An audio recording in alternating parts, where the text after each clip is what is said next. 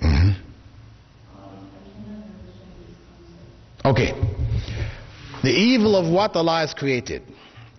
Now, when Allah created the fish spine, in the fish it's got a backbone with these like spines on it, right? That backbone with the spines in the fish was a good thing. It kept the fish's body together so he could swim in the water, etc.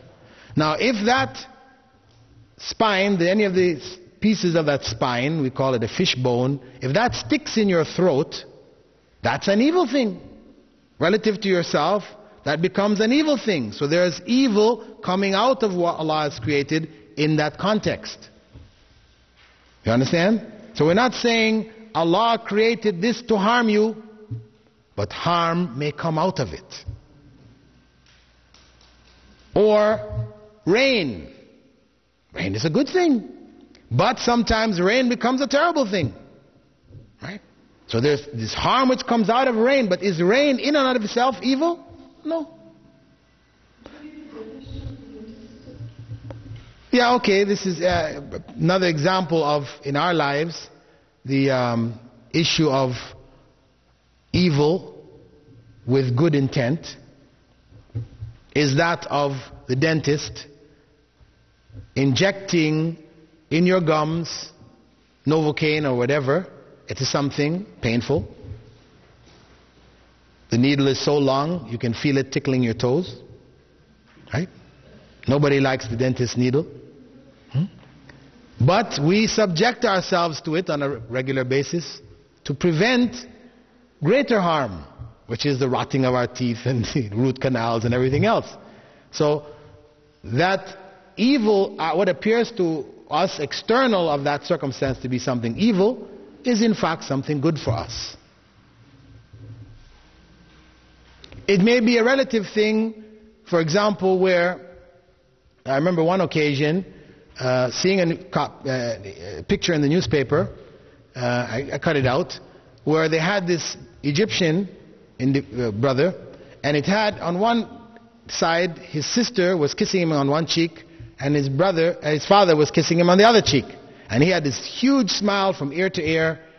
His thumbs were up like this, and I read the caption. What was it? What had happened was he was supposed to catch a particular flight, the Gulf Air flight, last year, which was going to Bahrain. Now this air flight crashed in the sea.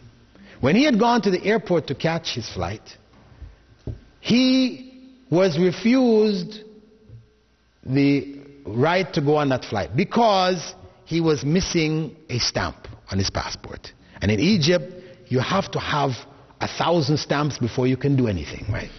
So many people have to stamp. So he had gotten all his stamps except for one stamp. And there he was at the airport, one stamp missing, they wouldn't allow him. Of course, his whole world was falling apart around him because he was a teacher. It was a flight of teachers. They were going back, the beginning of the new term, he had to go back and teach. So to come back late, maybe they will fire him, they're going to take off pay or whatever. He was terrible. His world crashed around him. He was begging, screaming, please. No, flight took off. Then he heard the flight crashed. And everybody on board died. So there he was in the newspaper the next day, big smile on his face. That which he thought was such a terrible calamity the day before was now good fortune for him. So in that relative sense, though it was evil, in the sense of what happened to the other people, for that individual, it was